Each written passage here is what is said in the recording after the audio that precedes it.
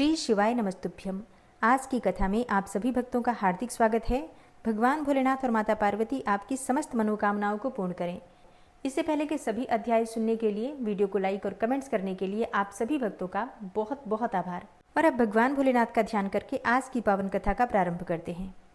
और अब आप सुनेंगे देवी के क्रिया योग का वर्णन, देवी की मूर्ति एवं मंदिर के निर्माण, स्थापन और पूजन का महत्व, परा अम्बा की श्रेष्ठता, विभिन्न मासों और तिथियों में देवी के व्रत, उत्सव और पूजन आदि के फल तथा इस संहिता के श्रवण एवं पाठ की महिमा। व्यास जी बोले, हे महामते, ब्रह्मपुत्र सर्वज्ञ सनत कुमार जी, मैं उमा के परम अद्भुत क्रिया योग का वर्णन सुनना चाहता हूँ। उस क्रिया योग का लक्षण क्या है, उसका अनुष्ठान करने पर किस फल की प्राप्ति होती है तथा जो परा अम्बा उमा को अधिक प्रिय है वह क्रिया योग क्या है, ये सब बातें मुझे बताइए। सनत कुमार जी ने कहा, हे महाबुद्धिमान द्वैपायन, तुम जिस रहस्य की बात पूछ रहे हो वह सब मैं तुम्हें बताता हूँ। ध्यान देकर सुनो। ज्ञान योग, क्रिया योग, भक्ति योग, ये श्री माता की उपासना के 3 मार्ग कहे गए हैं जो भोग और मोक्ष देने वाले हैं। चित्त का जो आत्मा के साथ संयोग होता है उसका नाम ज्ञान योग है। उसका बाह्य वस्तुओं के साथ जो संयोग होता है उसे क्रिया योग कहा जाता है। देवी के साथ आत्मा की एकता की भावना को भक्ति योग माना गया है। तीनों योगों में जो क्रिया योग है उसका प्रतिपादन किया जाता है। कर्म से भक्ति उत्पन्न होती है, भक्ति से ज्ञान उत्पन्न होता है और ज्ञान से मुक्ति होती है, ऐसा शास्त्रों में निश्चय किया गया है। हे मुनिश्रेष्ठ, मोक्ष का प्रधान कारण योग है, परंतु योग के ध्येय का उत्तम साधन क्रिया योग है। प्रकृति को माया जाने और सनातन ब्रह्म को मायावी तथा माया का स्वामी समझे। उन दोनों के स्वरूप को एक दूसरे से अभिन्न जानकर मनुष्य संसार बंधन से मुक्त हो जाता है। हे काली नंदन, जो मनुष्य देवी के लिए पत्थर, लकड़ी अथवा मिट्टी का मंदिर बनवाता है उसके पुण्य फल का वर्णन सुनो। प्रतिदिन योग के द्वारा आराधना करने वाले को जिस महान फल की प्राप्ति होती है वह सारा फल उस पुरुष को मिल जाता है जो देवी के लिए मंदिर बनवाता है। श्री माता का मंदिर बनवाने वाला धर्मात्मा पुरुष अपने पहले बीती हुई तथा आगे आने वाली हजार हजार पीढ़ियों का उद्धार कर देता है। करोड़ों जन्मों में किए हुए थोड़े या बहुत जो पाप शेष रहते हैं वे श्री माता के मंदिर का निर्माण आरंभ करते ही क्षण भर में नष्ट हो जाते हैं। जैसे नदियों में गंगा, संपूर्ण नदों में शोणभद्र, क्षमा में पृथ्वी, गहराई में समुद्र और समस्त ग्रहों में सूर्यदेव का विशिष्ट स्थान है, उसी प्रकार समस्त देवताओं में श्री परा अम्बा श्रेष्ठ मानी गई हैं। वे समस्त देवताओं में मुख्य हैं। जो उनके लिए मंदिर बनवाता है वह जन्म जन्म में प्रतिष्ठा पाता है। काशी, कुरुक्षेत्र, प्रयाग, पुष्कर, गंगा सागर तट, नैमिषारण्य, अमरकंटक पर्वत, परम पुण्यमय श्री पर्वत, ज्ञान पर्वत, गोकर्ण, मथुरा, अयोध्या और द्वारका इत्यादि पुण्य प्रदेशों में अथवा जिस किसी भी स्थान में माता का मंदिर बनवाने वाला मनुष्य संसार बंधन से मुक्त हो जाता है। मंदिर में ईंटों का जोड़ जब तक या जितने वर्ष तक रहता है उतने हजार वर्षों तक वह पुरुष मणिद्वीप में प्रतिष्ठित होता है। जो समस्त शुभ लक्षणों से संपन्न उमा की प्रतिमा बनवाता है वह निर्भय होकर अवश्य उनके परम धाम में जाता है। शुभ ऋतु, शुभ ग्रह और शुभ नक्षत्र में देवी की मूर्ति की स्थापना करके योग माया के प्रसाद से मनुष्य कृतकृत्य हो जाता है। कल्प के आरंभ से लेकर अंत तक कुल में जितनी भी पीढ़ियां बीत गई हैं और जितनी भी आने वाली हैं उन सबको मनुष्य सुंदर देवी मूर्ति की स्थापना करके तार देता है। जो केवल जगत योनि परा अम्बा की शरण लेते हैं उन्हें मनुष्य नहीं मानना चाहिए। वे साक्षात देवी के गण हैं। जो चलते फिरते, सोते जागते अथवा खड़े होते समय उमा इस 2 अक्षर के नाम का उच्चारण करते हैं वे शिवा के ही गण हैं। जो नित्य नैमित्तिक कर्म में पुष्प, धूप और दीपों द्वारा देवी परा शिवा का पूजन करते हैं वे शिवा के धाम में जाते हैं। जो प्रतिदिन गोबर या मिट्टी से देवी के मंदिर को लीपते हैं अथवा उसमें झाड़ू देते हैं वे भी उमा के धाम में जाते हैं। जिन्होंने देवी के परम उत्तम एवं रमणीय मंदिर का निर्माण कराया है उनके कुल के लोगों को माता उमा सदा आशीर्वाद देती हैं। वे कहती हैं, ये लोग मेरे हैं, अतः मुझ में प्रेम के भागी बने रहकर 100 वर्षों तक जिए और इन पर कभी कोई आपत्ति न आए। इस प्रकार श्री माता रात दिन आशीर्वाद देती हैं। जिसने महादेवी उमा की शुभ मूर्ति का निर्माण कराया है उसके कुल के 10,000 पीढ़ियों तक के लोग मणिद्वीप में सम्मान पूर्वक रहते हैं। महामाया की मूर्ति को स्थापित करके उसकी भली भांति पूजा करने के पश्चात साधक जिस जिस मनोरथ के लिए प्रार्थना करता है उसको अवश्य प्राप्त कर लेता है। जो श्री माता की स्थापित की हुई उत्तम मूर्ति को मधु मिश्रित घी से नहलाता है उसके पुण्य फल की गणना कौन कर सकता है। मधु मिश्रित घी अर्थात घी में शहद मिलाकर माँ की मूर्ति का अभिषेक करना। चंदन, अगरू, कपूर, जटामासी तथा नागरमोथा आदि से युक्त जल तथा एक रंग की गऊओं के दूध से परमेश्वरी को नहलाएं अर्थात उनका अभिषेक करें। तत्पश्चात अष्टादशांग धूप के द्वारा अग्नि में उत्तम आहुति दें तथा घृत और कर्पूर सहित बत्तियों द्वारा देवी की आरती उतारें। कृष्ण पक्ष की अष्टमी, नौमी, अमावस्या में अथवा शुक्ल पक्ष की पंचमी और दशमी तिथियों में गंध पुष्प आदि उपचारों द्वारा जगदम्बा की विशेष पूजा करनी चाहिए। रात्रि सूक्त, श्री सूक्त अथवा देवी सूक्त को पढ़ते या मूल मंत्र का जप करते हुए देवी की आराधना करनी चाहिए। विष्णु कांता और तुलसी को छोड़कर शेष सभी पुष्प देवी के लिए प्रीतिकारक जानने चाहिए। कमल का पुष्प उनके लिए विशेष प्रीतिकारक होता है। जो देवी को सोने और चांदी के फूल चढ़ाता है वह करोड़ों सिद्धों से युक्त होकर उनके परम धाम में जाता है। देवी के उपासकों को पूजन के अंत में सदा अपने अपराधों के लिए क्षमा प्रार्थना करनी चाहिए। जगत को आनंद प्रदान करने वाली हे परमेश्वरी प्रसन्न हो इत्यादि वाक्यों द्वारा स्तुति एवं मंत्र पाठ करता हुआ देवी के भजन में लगा रहने वाला उपासक उनका इस प्रकार ध्यान करे। देवी सिंह पर सवार है, उनके हाथों में अभय एवं वर की मुद्राएं हैं तथा वे भक्तों को अभीष्ट फल प्रदान करने वाली हैं। इस प्रकार महेश्वरी का ध्यान करके उन्हें नैवेद्य के रूप में नाना प्रकार के पके हुए फल अर्पित करें।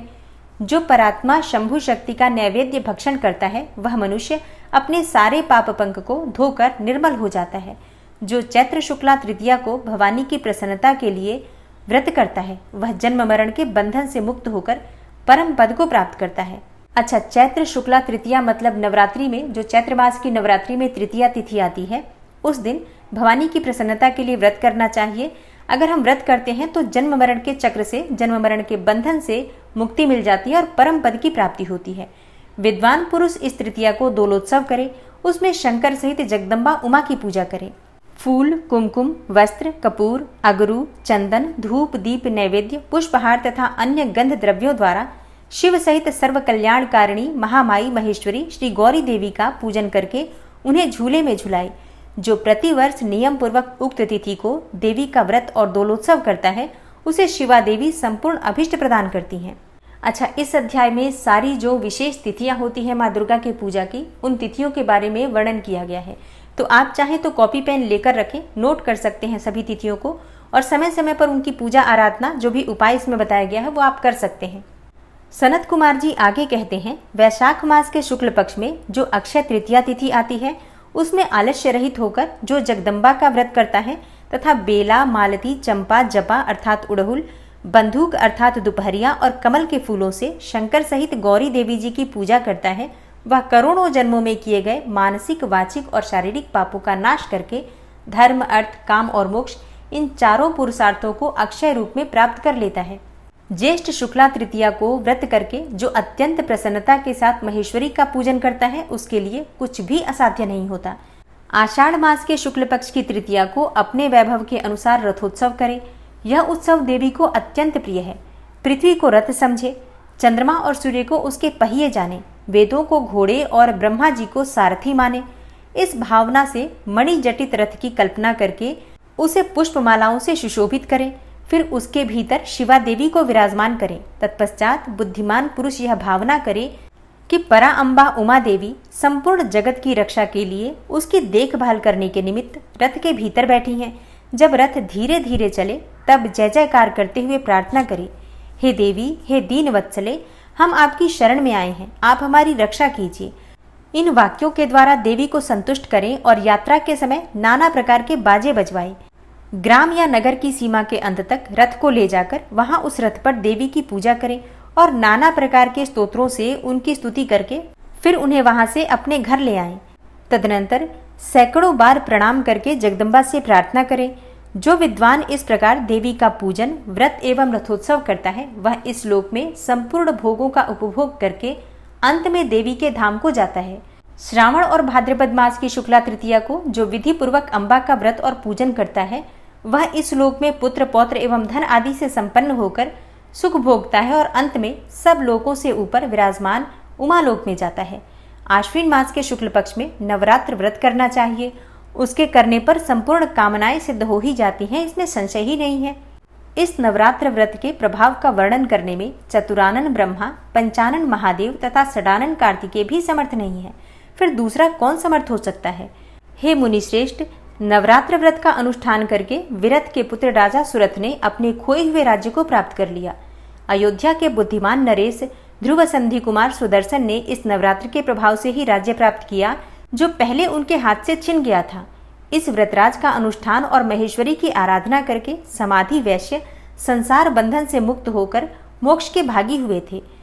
जो मनुष्य आश्विन मास के शुक्ल पक्ष में विधि पूर्वक व्रत करके तृतीया, पंचमी, सप्तमी, अष्टमी, नवमी एवं चतुर्दशी तिथियों को देवी का पूजन करता है, देवी शिवा निरंतर उसके संपूर्ण अभीष्ट मनोरथों की पूर्ति करती रहती हैं। जो कार्तिक, मार्गशीर्ष, पौष, माघ और फाल्गुन मास के शुक्ल पक्ष में तृतीया को व्रत करता तथा लाल कनेर आदि के फूलों एवं सुगंधित पुष्पों से मंगलमयी देवी की पूजा करता है, वह संपूर्ण मंगल को प्राप्त कर लेता है। स्त्रियों को अपने सौभाग्य की प्राप्ति एवं रक्षा के लिए सदा इस महान व्रत का आचरण करना चाहिए तथा पुरुषों को भी विद्या, धन एवं पुत्र की प्राप्ति के लिए इसका अनुष्ठान करना चाहिए। इनके सिवा अन्य भी जो देवी को प्रिय लगने वाले उमा महेश्वर आदि के व्रत हैं, मुमुक्षु पुरुषों को उनका भक्ति भाव से आचरण करना चाहिए। यह उमा संहिता परम पुण्यमयी तथा शिव भक्ति को बढ़ाने वाली है। इसमें नाना प्रकार के उपाख्यान हैं। यह कल्याणमयी संहिता भोग तथा मोक्ष प्रदान करने वाली है। जो इसे भक्ति भाव से सुनता या एकाग्र चित्त होकर सुनाता अथवा पढ़ता या पढ़ाता है, वह परम गति को प्राप्त होता है। जिसके घर में सुंदर अक्षरों में लिखी गई यह संहिता विधिवत पूजित होती है, वह संपूर्ण अभिष्टों को प्राप्त कर लेता है। उसे भूत, प्रेत और पिशाच आदि दुष्टों से कभी भय नहीं होता। वह पुत्र, पौत्र आदि संपत्ति को अवश्य पाता है, इसमें संशय नहीं है। अतः शिवा की भक्ति चाहने वाले पुरुषों को सदा इस परम पुण्यमयी रमणीय उमा संहिता का श्रवण एवं पाठ करना ही चाहिए। उमा संहिता संपूर्ण। भगवान शिव का ध्यान कीजिए। नमः शिवाय सांबाय सगणाय ससूनवे प्रधान पुरुषेशाय सर्गस्थित्यंत हेतवे। अर्थात जो प्रधान अर्थात प्रकृति और पुरुष के नियंता तथा सृष्टि, पालन और संहार के कारण हैं, उन पार्वती सहित शिव को उनके पार्षदों और पुत्रों के साथ प्रणाम है। ऋषि बोले, हे सूत जी, हमने अनेकों आख्यानों से युक्त परम मनोहर उमा संहिता सुनी। अब आप शिव तत्व का ज्ञान बढ़ाने वाली कैलाश संहिता का वर्णन कीजिए। व्यास जी ने कहा, पुत्रों, शिव तत्व का प्रतिपादन करने वाली दिव्य कैलाश संहिता का वर्णन करता हूँ, तुम प्रेम पूर्वक सुनो। तुम्हारे प्रति स्नेह होने के कारण ही मैं तुम्हें यह प्रसंग सुना रहा हूँ। इतना कहकर व्यास जी ने काशी में मुनियों के तथा सूत जी के संवाद, व्यास मुनि संवाद, शिव पार्वती संवाद, शिव जी के द्वारा पार्वती के प्रति संन्यास पद्धति, संन्यासाचार, संन्यास मंडल, संन्यास पद्धति न्यास, वर्ण पूजन, प्रणवार्थ पद्धति आदि प्रसंगों का वर्णन करके पुनः ऋषिगण तथा सूत जी के मिलन एवं संवाद की अवतारणा करते हुए सूत जी के प्रति ऋषियों के प्रश्न का यो वर्णन किया।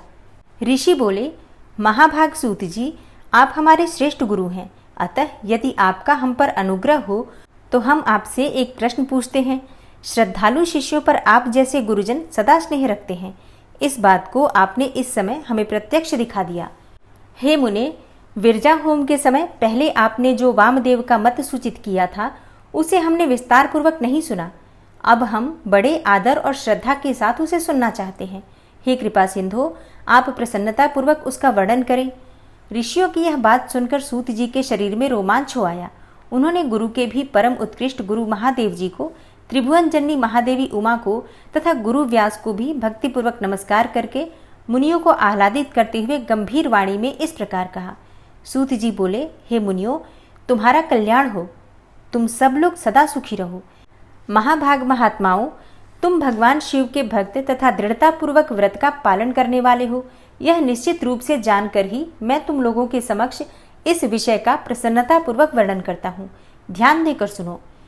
पूर्व काल के रथंतर कल्प में महामुनि वामदेव माता के गर्भ से बाहर निकलते ही शिव तत्व के ज्ञाताओं में सर्वश्रेष्ठ माने जाने लगे। वे वेदों, आगमों, पुराणों तथा अन्य सब शास्त्रों के भी तात्विक अर्थ को जानने वाले थे। देवता, असुर तथा मनुष्य आदि जीवों के जन्म कर्मों का उन्हें भली भांति ज्ञान था। उनका संपूर्ण अंग भस्म लगाने से उज्जवल दिखाई देता था। उनके मस्तक पर जटाओं का समूह शोभा देता था। वे किसी के आश्रित नहीं थे। उनके मन में किसी वस्तु को पाने की इच्छा नहीं थी। वे शीत उष्ण आदि द्वंद्वों से परे तथा अहंकार शून्य थे। वे दिगंबर महाज्ञानी महात्मा दूसरे महेश्वर के समान जान पड़ते थे। उन्हीं के जैसे स्वभाव वाले बड़े बड़े मुनि शिष्य होकर उन्हें घेरे रहते थे। वे अपने चरणों के स्पर्श जनित पुण्य से इस पृथ्वी को पवित्र करते हुए सब ओर विचरते और अपने चित्त को निरंतर परमार्थ स्वरूप परब्रह्म परमात्मा में लगाए रखते थे। इस तरह घूमते हुए वामदेव जी ने मेरु के दक्षिण शिखर कुमार श्रृंग में प्रसन्नतापूर्वक प्रवेश किया, जहां मयूर वाहन शिव कुमार ज्ञानमय शक्ति धारण करने वाले समस्त असुरों के नाशक और सर्वदेव वंदित भगवान स्कंद रहते थे। उनके साथ उनकी शक्तिभूता गजावल्ली भी थी। वहीं स्कंदसर के नाम से प्रसिद्ध एक सरोवर था जो समुद्र के समान अगाध एवं विशाल दिखाई देता था। उसका जल ठंडा और स्वादिष्ट था। वह सरोवर स्वच्छ, अगाध एवं बहुत जलराशि से पूर्ण था। उसमें संपूर्ण आश्चर्यजनक गुण विद्यमान थे। वह जलाशय स्कंद स्वामी के समीप ही था। महामुनि वामदेव ने शिष्यों के साथ उसमें स्नान करके शिखर पर बैठे हुए मुनिवृंद सेवित कुमार का दर्शन किया।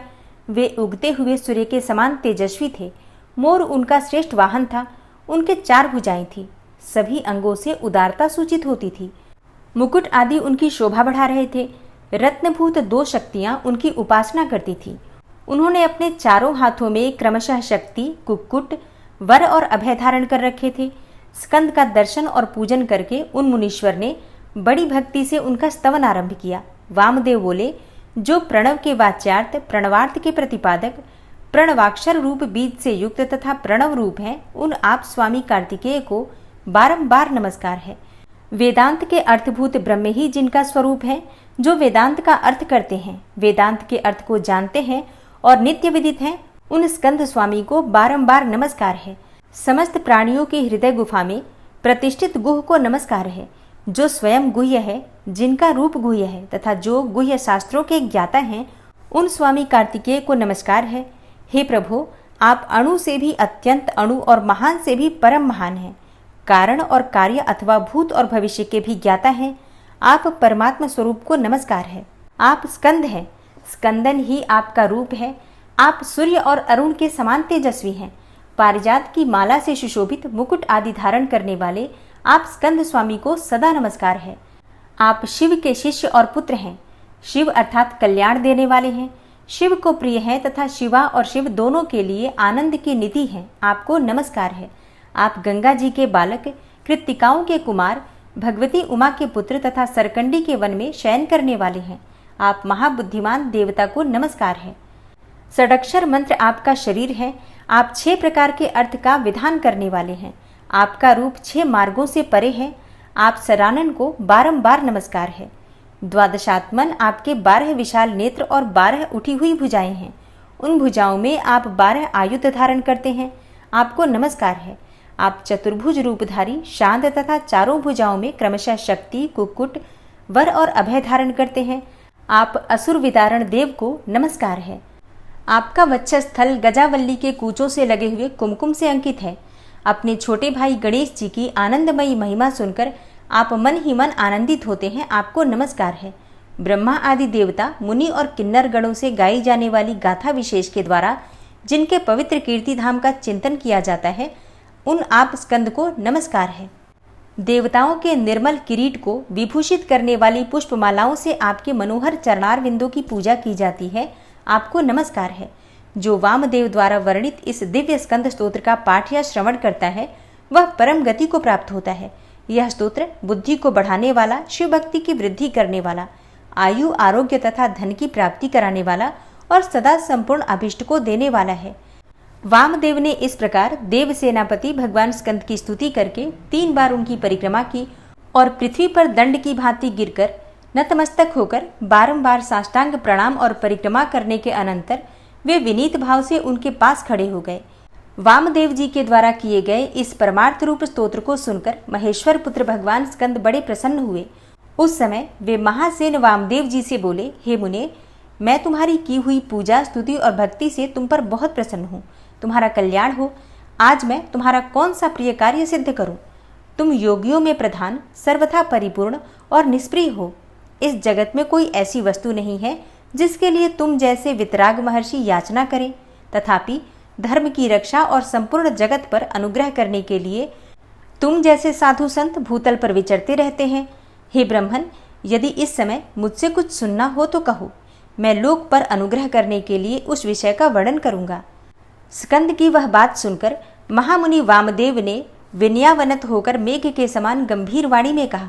वामदेव बोले, हे भगवान, आप परमेश्वर हैं, अलौकिक और लौकिक सब प्रकार की विभूतियों के दाता हैं, सर्वज्ञ, सर्वकर्ता, संपूर्ण शक्तियों को धारण करने वाले और सबके स्वामी हैं। हम साधारण जीव हैं। आप परमेश्वर के समीप बोलने की शक्ति या बात करने की योग्यता हम में नहीं है, तथापि यह आपका अनुग्रह ही है कि आप मुझसे बात करते हैं। हे महाप्राज्ञ, मैं कृतार्थ हूँ। कण मात्र विज्ञान से प्रेरित होकर आपके समक्ष अपना प्रश्न रख रहा हूँ। मेरे इस अपराध को आप क्षमा करेंगे। प्रणव सबसे उत्तम मंत्र है, वह साक्षात परमेश्वर का वाचक है। पशुओं अर्थात जीवों के पाश बंधन को छुड़ाने वाले भगवान पशुपति ही उसके वाच्यार्थ हैं। ओमकार ही वह प्रत्यक्ष दिखने वाला समस्त जगत है। यह सनातन श्रुति का कथन है। ओमिति ब्रह्म अर्थात ओम यह ब्रह्म है, यह सबका सब ब्रह्म ही है इत्यादि बातें भी श्रुतियों द्वारा कही गई हैं। इस प्रकार मैंने समष्टि तथा व्यष्टि भाव से प्रणवार्थ का श्रवण किया है। तात्पर्य यह है कि समष्टि और व्यष्टि सभी पदार्थ प्रणव के ही अर्थ हैं। प्रणव के द्वारा सबका प्रतिपादन होता है, यह बात मैंने सुन रखी है। हे महासेन, मुझे कभी आप जैसा गुरु नहीं मिला है, अतः कृपा करके आप प्रणव के अर्थ का प्रतिपादन कीजिए। उपदेश की विधि से तथा सदाचार परंपरा को ध्यान में रखकर आप हमें प्रणवार्थ का उपदेश दें। मुनि के इस प्रकार पूछने पर स्कंद ने प्रणव स्वरूप 38 श्रेष्ठ कलाओं द्वारा लक्षित तथा सदा पार्श्वभाग में उमा को साथ रखने वाले और मुनिवरों से घिरे हुए भगवान सदाशिव को प्रणाम करके उस श्रेय का वर्णन करना आरंभ किया, जिसे श्रुतियों ने भी छुपा रखा है। और अब आप सुनेंगे प्रणव के वाच्यार्थ रूप सदाशिव के स्वरूप का ध्यान, वर्णाश्रम धर्म के पालन का महत्व, ज्ञानमयी पूजा, संन्यास के पूर्वांगभूत नांदी श्राद्ध एवं ब्रह्म यज्ञ आदि का वर्णन। श्री स्कंद ने कहा, महाभाग मुनीश्वर वामदेव, तुम्हें साधुवाद है, क्योंकि तुम भगवान शिव के अत्यंत भक्त हो और शिव तत्व के ज्ञाताओं में सबसे श्रेष्ठ हो। तीनों लोकों में कहीं कोई ऐसी वस्तु नहीं है जो तुम्हें ज्ञात न हो, तथापि तुम लोक पर अनुग्रह करने वाले हो, इसलिए तुम्हारे समक्ष इस विषय का वर्णन करूंगा। इस लोक में जितने जीव हैं वे सब नाना प्रकार के शास्त्रों से मोहित हैं। परमेश्वर की अति विचित्र माया ने उन्हें परमार्थ से वंचित कर दिया है, अतः प्रणव के वाच्यार्थ भूत साक्षात महेश्वर को वे नहीं जानते। वे महेश्वर ही सगुण, निर्गुण तथा त्रिदेवों के जनक पर ब्रह्म परमात्मा हैं। मैं अपना दाहिना हाथ उठाकर तुम्हें शपथ पूर्वक कहता हूँ कि यह सत्य है, सत्य है, सत्य है। मैं बारंबार इस सत्य को दोहराता हूँ कि प्रणव के अर्थ साक्षात शिव ही हैं। श्रुतियों, स्मृति, शास्त्रों, पुराणों तथा आगमों में प्रधानतया उन्हीं को प्रणव का वाच्यार्थ बताया गया है। जहाँ से मन सहित वाणी उस परमेश्वर को न पाकर लौट आती है, जिसके आनंद का अनुभव करने वाला पुरुष किसी से डरता नहीं। ब्रह्मा, विष्णु तथा इंद्र सहित यह संपूर्ण जगत भूतों और इंद्रिय समुदाय के साथ सर्वप्रथम जिससे प्रकट होता है, जो परमात्मा स्वयं किसी से और कभी भी उत्पन्न नहीं होता, जिसके निकट विद्युत, सूर्य और चंद्रमा का प्रकाश काम नहीं देता तथा जिसके प्रकाश से ही यह संपूर्ण जगत सब ओर से प्रकाशित होता है, वह पर ब्रह्म परमात्मा संपूर्ण ऐश्वर्य से संपन्न होने के कारण स्वयं ही सर्वेश्वर शिव नाम धारण करता है।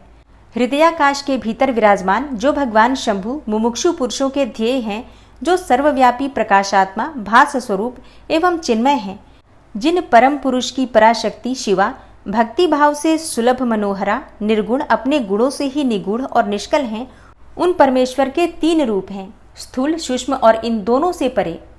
हे मुने, मुमुक्षु योगियों को नित्य क्रमशः उनके इन स्वरूपों का ध्यान करना चाहिए।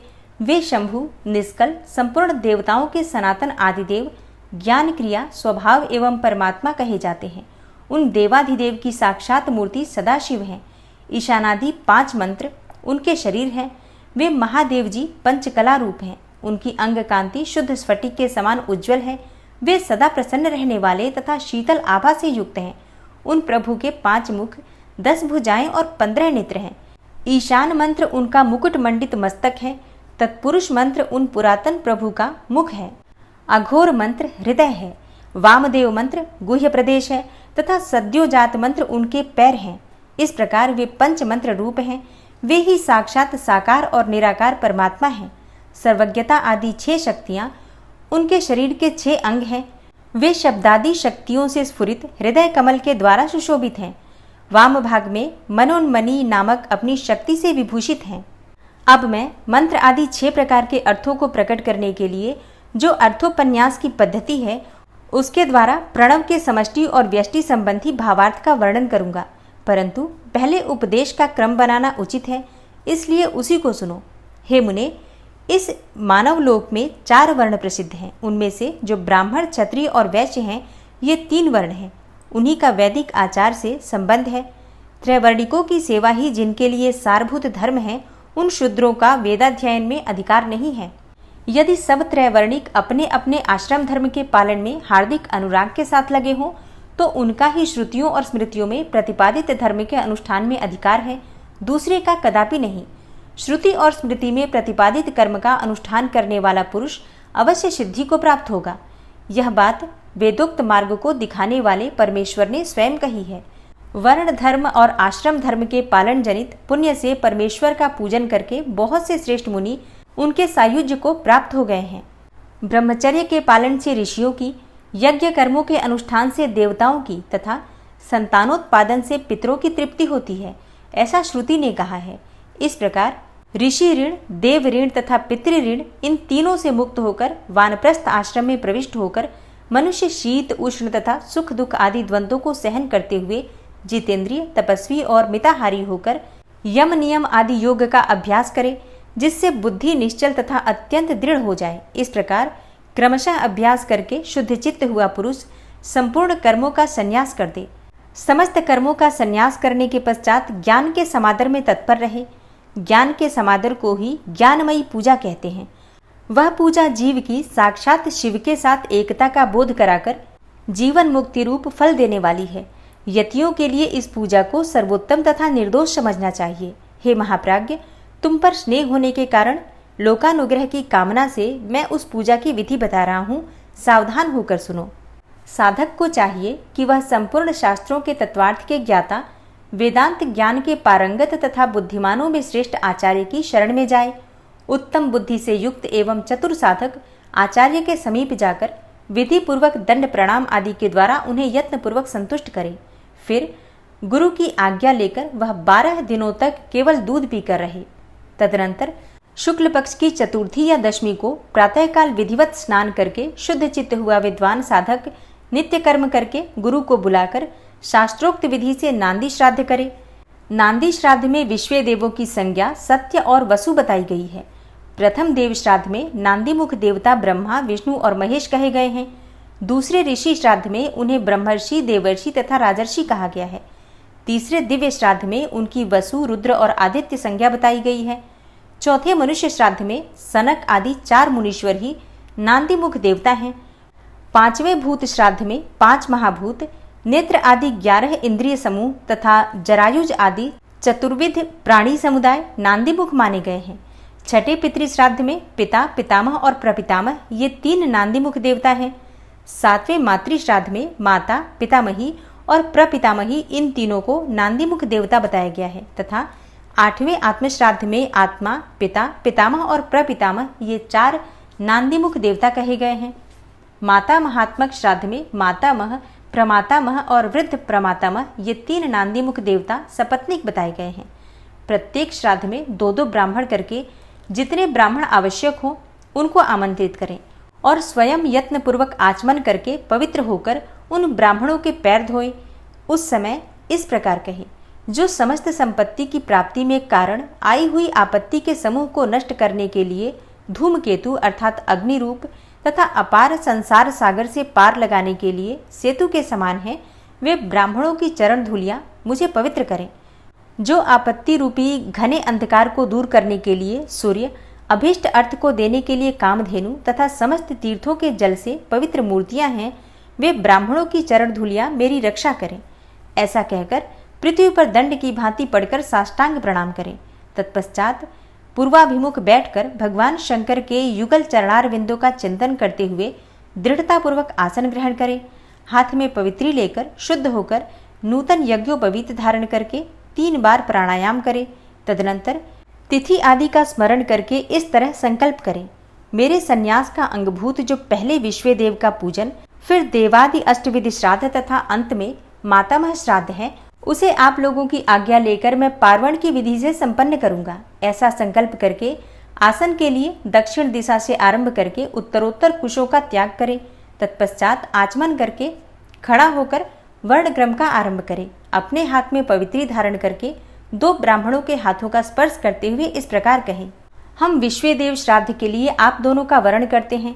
आप दोनों नांदी श्राद्ध में अपना समय देने की कृपा करें। इतना सभी श्राद्धों के लिए ब्राह्मणों के लिए कहें। सर्वत्र ब्राह्मण वर्ण की विधि का यही क्रम है। इस प्रकार वर्ण का कार्य पूरा करके 10 मंडलों का निर्माण करें। उत्तर से आरंभ करके 10 मंडलों का अक्षत से पूजन करके उनमें क्रमशः ब्राह्मणों को स्थापित करें। फिर उनके चरणों पर भी अक्षत आदि चढ़ाएं। तदनंतर संबोधन पूर्वक विश्वदेव आदि नामों का उच्चारण करें और कुश, पुष्प, अक्षत एवं जल से इदम वह पाद्यम यह कहकर पाद्य निवेदन करें। इस प्रकार पाद्य देकर स्वयं भी अपना पैर धो लें और उत्तराभिमुख होकर आचमन करके एक एक श्राद्ध के लिए जो 2-2 ब्राह्मण कल्पित हुए हैं उन सबको आसनों पर बिठाएं तथा इस प्रकार कहें, विश्वदेव स्वरूप ब्राह्मण के लिए यह आसन समर्पित है। यह कहकर कुशासन देकर स्वयं भी हाथ में कुश लेकर आसन पर स्थित हो जाएं। इसके बाद कहें, इस नांदीमुख श्राद्ध में विश्वदेव के लिए आप दोनों क्षण अर्थात समय प्रदान करें। तदनंतर आप दोनों ग्रहण करें ऐसा कहें। फिर वे दोनों श्रेष्ठ ब्राह्मण इस प्रकार उत्तर दें, हम दोनों ग्रहण करेंगे। इसके बाद यजमान उन श्रेष्ठ ब्राह्मणों से प्रार्थना करें, मेरे मनोरथ की पूर्ति हो, संकल्प की सिद्धि हो, इसके लिए आप अनुग्रह करें। तत्पश्चात पद्धति के अनुसार अर्घ्य दें, पूजन करें। शुद्ध केले के पत्ते आदि धोए हुए पात्रों में परिपक्व अन्न आदि भोज्य पदार्थों को परोसकर पृथक पृथक कुश बिछाकर और स्वयं वहां जल छिड़ककर प्रत्येक पात्र पर आदर पूर्वक दोनों हाथ लगाकर पृथ्वी ते पात्रम इत्यादि मंत्र का पाठ करें। वहां स्थित हुए देवता आदि का चतुर्थ्यंत उच्चारण करके अक्षत सहित जल लें, स्वाहा बोलकर उनके लिए अन्न अर्पित करें और अंत में नमः इस वाक्य का उच्चारण करें। सर्वत्र माता आदि के लिए भी अन्न अर्पण की यही विधि है। अंत में इस प्रकार प्रार्थना करें, जिनके चरणार बिंदु के चिंतन एवं नाम जप से न्यूनता पूर्ण अथवा अधूरा कर्म भी पूरा हो जाता है, उन सांब सदाशिव उमा महेश्वर की मैं वंदना करता हूँ। इसका पाठ करके कहें, हे ब्राह्मणों, मेरे द्वारा किया हुआ यह नांदी मुख श्राद्ध यथोक्त रूप से परिपूर्ण हो, यह आप कहें। ऐसी प्रार्थना के साथ उन श्रेष्ठ ब्राह्मणों को प्रसन्न करके उनका आशीर्वाद लें और अपने हाथ में लिया हुआ जल छोड़ दें। फिर पृथ्वी पर दंड की भांति गिरकर प्रणाम करें और उठकर ब्राह्मणों से कहें, यह अन्न अमृत स्वरूप हो। फिर उदार चित्ता साधक हाथ जोड़कर अत्यंत प्रसन्नता पूर्वक प्रार्थना करें। श्री रुद्र सूक्त का चमकाध्याय सहित पाठ करें। पुरुष सूक्त की भी विधिवत आवृत्ति करें। मन में भगवान सदाशिव का ध्यान करते हुए ईशाना सर्व विद्यानाम इत्यादि 5 मंत्रों का जप करें। जब ब्राह्मण लोग भोजन कर चुके हों तब रुद्र सूक्त का पाठ समाप्त करके क्षमा प्रार्थना पूर्वक उन ब्राह्मणों को पुनः मंत्र पढ़कर उत्तरा पोषण के लिए जल दें। तदनंतर हाथ पैर धोकर आचमन करके पिंडदान के स्थान पर जाएं। इसके बाद मन को स्थिर करके सुस्थिर आसन पर पूर्वाभिमुख बैठकर शास्त्रोक्त विधि से 3 बार प्राणायाम करें। और अब आप सुनेंगे संन्यास ग्रहण की शास्त्रीय विधि। गणपति पूजन, होम, तत्व शुद्धि, सावित्री प्रवेश, सर्व संन्यास और दंड धारण आदि का प्रकार। भगवान स्कंद कहते हैं, हे वामदेव, तदनंतर मध्याह्न काल में स्नान करके साधक अपने मन को वश में रखते हुए गंध, पुष्प और अक्षत आदि पूजा द्रव्यों को ले आए और नैऋत्य कोण में देव पूजित विघ्नराज गणेश की पूजा करें। गणानाम त्वा इत्यादि मंत्र से विधि पूर्वक गणेश जी का आवाहन करें। आवाहन के पश्चात उनके स्वरूप का इस प्रकार ध्यान करना चाहिए। उनकी अंग कांति लाल है, शरीर विशाल है, सब प्रकार के आभूषण उनकी शोभा बढ़ा रहे हैं। उन्होंने अपने कर कमलों में क्रमशः पास, अंकुश, अक्षमाला तथा वर नामक मुद्राएं धारण कर रखी हैं। इस प्रकार आवाहन और ध्यान करने के पश्चात शंभुपुत्र गजानन की पूजा करके खीर, पुआ, नारियल और गुड़ आदि का उत्तम नैवेद्य निवेदन करें। तत्पश्चात तांबूल आदि देकर उन्हें संतुष्ट करके नमस्कार करें और अपने अभीष्ट कार्य की निर्विघ्न पूर्ति के लिए प्रार्थना करें। तदनंतर अपने गृह सूत्र में बताई हुई विधि के अनुसार औपासनाग्नि में आज्य भागान्न हवन करके श्री अग्नि देवता संबंधी यज्ञ विषयक स्थाली पाक होम करना चाहिए। इसके बाद भू स्वाहा इस मंत्र से पूर्णाहुति होम करके हवन का कार्य समाप्त करें। तत्पश्चात आलस्य रहित होकर अपराह्न काल तक गायत्री मंत्र का जप करता रहे। तदनंतर स्नान करके सायंकाल की संध्योपासना तथा सायंकालिक उपासना संबंधी नित्य होम आदि करके मौन होकर गुरु की आज्ञा लेकर चरु पकाए। फिर अग्नि में समिधा, चरु और घी की रुद्र सूक्त से और सद्योजातादि 5 मंत्रों से पृथक पृथक आहुति दे। अग्नि में उमा सहित महेश्वर की भावना करें और गौरी देवी का चिंतन करते हुए गौरी मिर्माय इस मंत्र से 108 बार होम करें। इसके बाद अग्नये स्विष्टकृते स्वाहा इस मंत्र से 1 बार आहुति दे। इस प्रकार मंत्र से हवन करने के पश्चात विद्वान पुरुष अग्नि से उत्तर में एक आसन पर बैठे, जिसमें नीचे कुशा, उसके ऊपर मृगचर्म और उसके ऊपर वस्त्र बिछा हुआ हो। ऐसे सुखद आसन पर बैठकर मौन भाव से सुस्थिर चित्त होकर जागरण पूर्वक ब्रह्म मुहूर्त आने तक गायत्री का जप करता रहे। इसके बाद स्नान करे। जो जल से स्नान करने में असमर्थ हो वह भस्म से ही विधि पूर्वक स्नान करे। फिर उस अग्नि पर ही चरु पकाकर उसे घी से तर करे। उसे उतारकर अग्नि से उत्तर दिशा में कुश पर रखे। पुनः घी से चरु को मिश्रित करे। इसके बाद व्याहृति मंत्र, रुद्र सूक्त तथा सद्योजातादि 5 मंत्रों का जप करें और इनके द्वारा एक एक आहुति भी दें। चित्त को भगवान शिव के चरणारविंद में लगाकर प्रजापति, इंद्र, विश्वदेव और ब्रह्मा के लिए भी एक एक आहुति दे। इन सबके नाम के आदि में ओम नमः स्वाहा जोड़कर चतुर्थ्यंत उच्चारण करें, यथा ओम प्रजापतये नमः स्वाहा इत्यादि। तत्पश्चात पुण्याह वाचन कराकर अग्नये स्वाहा इस मंत्र से अग्नि के मुख में आहुति देने तक का कार्य संपन्न करे। फिर प्राणाय स्वाहा इत्यादि 5 मंत्रों द्वारा घृत सहित चरु की आहुति दे। इसके बाद अग्नेय स्विष्टकृते स्वाहा मंत्र बोलकर 1 आहुति और दे। तदनंतर फिर रुद्र सूक्त तथा ईशान आदि 5 मंत्रों का जप करे। महेश आदि चतुर्व्यूह मंत्रों का भी पाठ करे। इस प्रकार तंत्र होम करके अपनी गृह शाखा में बताई हुई पद्धति के अनुसार उन देवताओं के उद्देश्य से बुद्धिमान पुरुष सांग होम करे। इस तरह जो अग्निमुख आदि कर्मतंत्र को प्रवर्तित किया गया है उसका निर्वाह करके विरजा होम करे। 26 तत्व रूप इस शरीर में छिपे हुए तत्व समुदाय की शुद्धि के लिए विरजा होम करना चाहिए। उस समय ये कहें कि मेरे शरीर में जो ये तत्व हैं उन सब की शुद्धि हो। उस प्रसंग में आत्म तत्व की शुद्धि के लिए आरुण केतुक मंत्रों का पाठ करते हुए पृथ्वी आदि तत्व से लेकर पुरुष तत्व पर्यंत क्रमशः सभी तत्वों की शुद्धि के निमित्त घृत युक्त चरु का होम करे तथा शिव के चरणार बिंदु का चिंतन करते हुए मौन रहे। पृथ्वी, जल, तेज, वायु और आकाश ये पृथिव्यादि पंचक कहलाते हैं। शब्द, स्पर्श, रूप, रस और गंध ये शब्दादि पंचक हैं। वाक, पाणी, पाद, पायु और उपस्थ ये वागादि पंचक हैं। श्रोत्र, नेत्र, नासिका, रसना और त्वक ये श्रोतादि पंचक हैं। शिर, पार्श्व, पृष्ठ और उदर ये 4 हैं। इन्हीं में जंघा को भी जोड़ लें। फिर त्वक आदि 7 धातुएं हैं। प्राण, अपान आदि 5 वायुओं को प्राणादि पंचक कहा गया है। अन्नमयादि 5 कोशों को कोश पंचक कहते हैं। उनके नाम इस प्रकार से हैं: अन्नमय, प्राणमय, मनोमय, विज्ञानमय और आनंदमय। इनके सिवा मन, चित्त, बुद्धि और अहंकार, ख्याति, संकल्प, गुण, प्रकृति और पुरुष हैं। भोक्तापन को प्राप्त हुए पुरुष के लिए भोग काल में जो 5 अंतरंग साधन हैं उन्हें तत्व पंचक कहा गया है। उनके नाम ये हैं: नियति, काल, राग, विद्या और कला। ये 5 माया से उत्पन्न हैं। इस श्रुति में प्रकृति ही माया कही गई है। उसी से ये तत्व उत्पन्न हुए हैं, इसमें संशय नहीं है। काल का स्वभाव ही नियति है, ऐसा श्रुति का कथन है। ये नियति आदि जो 5 तत्व हैं उन्हीं को पंचकंचुक कहते हैं। इन 5 तत्वों को न जानने वाला विद्वान भी मूढ़ ही कहा गया है। नियति प्रकृति से नीचे है और पुरुष प्रकृति से ऊपर है। जैसे कौवे की एक ही आंख उसके दोनों गोलकों में घूमती रहती है, उसी प्रकार पुरुष प्रकृति और नियति दोनों के पास रहता है। यह विद्या तत्व कहा गया है। शुद्ध विद्या, महेश्वर, सदाशिव, शक्ति और शिव, इन 5 को शिव तत्व कहते हैं। हे ब्रह्मन, प्रज्ञानम ब्रह्म, इस श्रुति के वाक्य से यह शिव तत्व ही प्रतिपादित हुआ है। हे मुनीश्वर, पृथ्वी से लेकर शिव पर्यंत तक जो तत्व समूह हैं उनमें से प्रत्येक को क्रमशः अपने अपने कारण में लीन करते हुए उसकी शुद्धि करो। ओम नमः शिवाय। श्री शिवाय नमस्तुभ्यम। आज की कथा का यहीं पर समापन करती हूँ और मिलती हूँ मैं आपसे कल की कथा में। उम्मीद करती हूँ आज की कथा आपको ज़रूर पसंद आई होगी। अच्छी लगी हो वीडियो तो लाइक कीजिए, शेयर कीजिए। चैनल पर पहली बार आए हैं तो सब्सक्राइब करके बेल आइकन को ज़रूर प्रेस कर लीजिए। मिलती हूँ मैं आपसे अगली वीडियो में, तब तक के लिए नमस्कार।